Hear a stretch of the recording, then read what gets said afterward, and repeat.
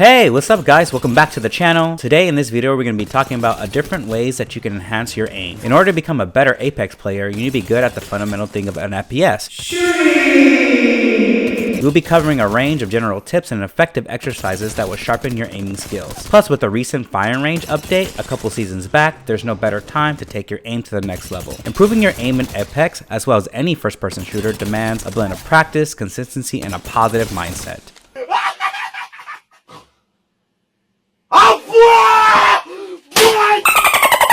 Don't have a Cronus Zim, can't beam people for free, or have $10.99 or whatever it costs to pay for those scripts? Well, stay tuned and I'll share some free valuable tips to get you on the path of mastering your aiming abilities. Now let's delve into the first crucial tip to refining your aim, selecting the optimal sensitivity. You probably come across various clickbait headlines claiming a particular setting will magically enhance your aim. Heck, I may even created a few myself. But the reality is, it depends on what works best for you. General rule of thumb is picking a setting where the ADS speed isn't too fast, allowing you to lock in easier. A lower sensitivity allows you to be more precise when aiming. For non-ADS speeds, you don't want it to be slow as well. You want it to be fast enough so you can do quick 180s and not turn like a bot.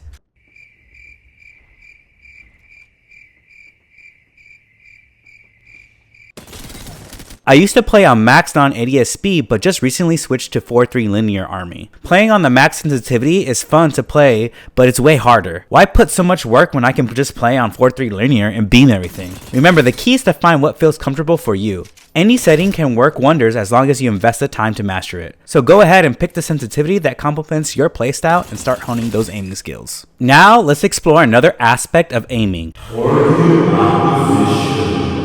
This skill involves the meticulous process of identifying and tracking your opponent, aka lining up your shot. When you're lining up your shot, it's super important to make sure your crosshair is on the opponent before you ADS and start to beam your opponent. If you ADS right away, it will take you much longer before you start damaging your opponent, giving them the upper hand. Also, some make the mistake of shooting before even having the crosshair on them, putting you at a disadvantage and how much damage you can output on your opponent. Sounds pretty simple, right? GG. Let's go. Too easy, dude. Give me that crown. Boom. You'll be surprised how much this will improve your aim and damage output. You can practice this in the firing range by putting the dummies on a high-speed strafe. Practice by tracking the moving dummies by non-ADSing, and once your crosshair is on the dummy, make sure you ADS and start shooting. You can do this slowly and then start doing it faster and faster. I also like to do this practice by turning away from the dummy first and then doing a 180. This helps me with my reaction time on finding and tracking the dummy before shooting. Consistent repetition of this exercise will not only fine-tune your muscle memory, but also elevate your overall Tiger acquisition capabilities and prepare you for those unpredictable moments where there's no audio in Apex.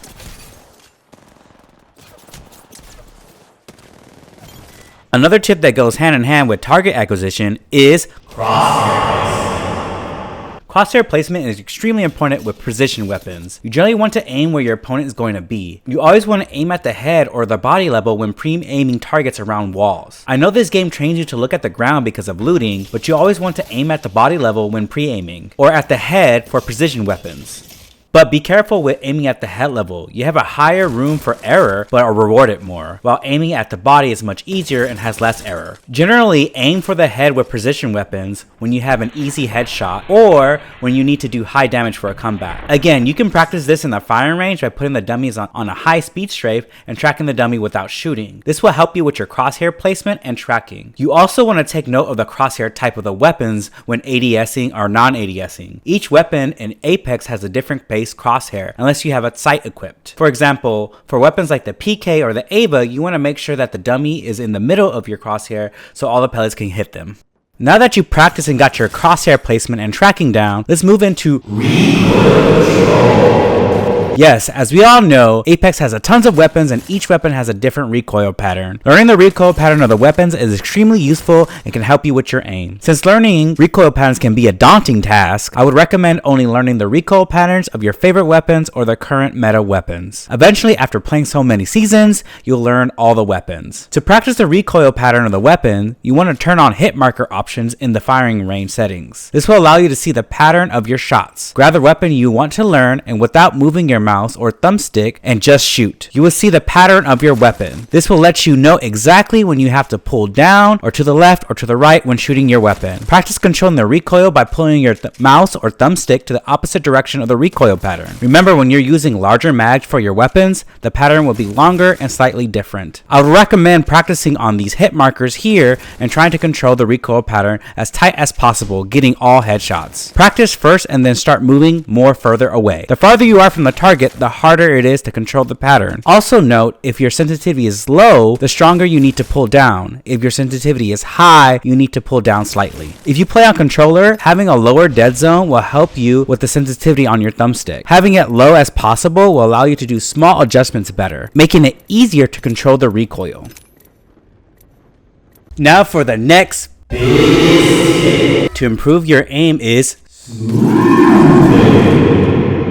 what if I told you you didn't need to learn the recoil patterns of all the weapons and still be able to beam with them? In Apex, there's a strategy called smooth aim. Learning this tip will greatly improve your aiming and beaming capabilities. In Apex, if you're tracking your opponent and moving your crosshair horizontally, you don't need to compensate for the recoil pattern. All you need to do is compensate for your vertical recoil. There is no horizontal recoil. By abusing this technique, this allows you to beam a lot more consistently when tracking a moving target. Moving your stick or mouse slightly horizontally when tracking your opponent will make the recoil pattern disappear, allowing you to focus on the vertical recoil and tracking the opponent. What happens if your opponent is standing still so you don't need to move your stick or mouse horizontally? How can you still get that smooth aim technique? Simple, use strafe. When strafing, you will need to move your stick, mouse, stick mouse horizontally, allowing you to abuse the smooth aim technique. Now that you're aware of this technique, go ahead and watch your favorite pro streamer and you will see how they abuse this technique. To practice this technique, again, put the dummies on a high speed strafe and practice tracking the opponent and practice your crosshair in the middle of their body. Remember, you need to move your stick and mouse horizontally at a constant pace to have the recoil pattern disappear. When you're practicing this technique, you want to take note of your crosshair placement. Try to have it at the center of your opponent's body. If it passes your opponent, you are overshooting. If it's behind your opponent, you are undershooting. Notice this will allow you to know what adjustments you need to make. Overshooting, you want to go ahead and slow it down a bit,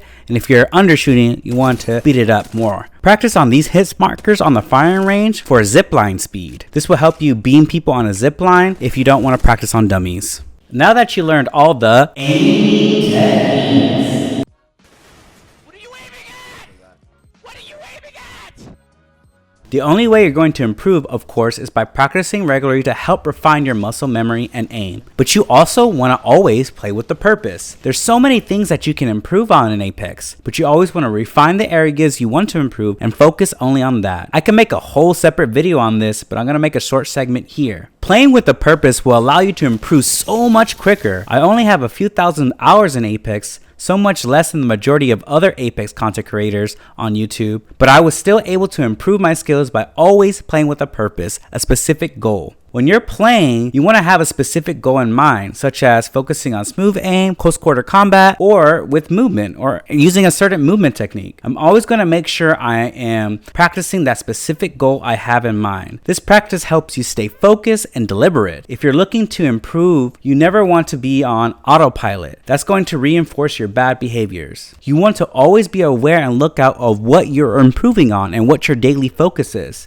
Being aware will help you break those bad habits and improve the areas you want to focus on. That brings me to my next tip. Stay calm under pressure. Remember, it's just pubs. You don't need to win every pubs match. Focus on your goal only, improving your goal, and take the rest to improve it. You're not going to get any better by doing the same things over and over. It's just pubs. Don't beat yourself over it. You want to remain calm during intense moments to help improve on your goal. You staying calm will allow you to pull off those hype moments and crazy shots. Staying calm will allow you to think clearly and make the right judgments. Panicking can lead to erratic movement and poor aim. Practice maintaining composure in cubs. Remember, it's just pubs. Having a lot of experience in solo queue or high intense situations will help you build your ability to stay calm. Next tip is simple. Practice regularly. Just like playing with a purpose, practicing regularly is crucial for improvement. It's okay to spend time in the firing range for multiple hours. This new firing range update has truly made it so much easier to practice so many things here without using outside resources. Training here consistently with a specific goal will help improve your aim or whatever you want to improve on. The last tip is to analyze your gameplay. I can't express how useful this is.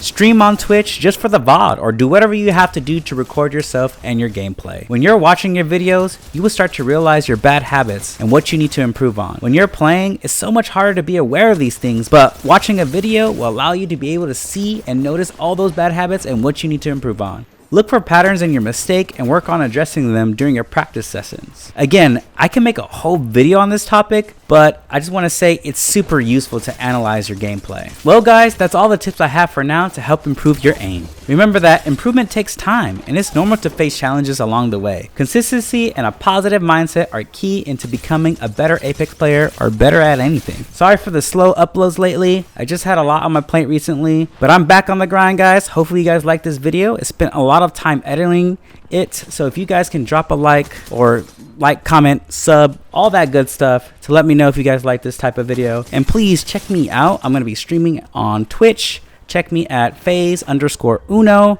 I have it linked down below as well. And I catch you guys in the next one. Peace.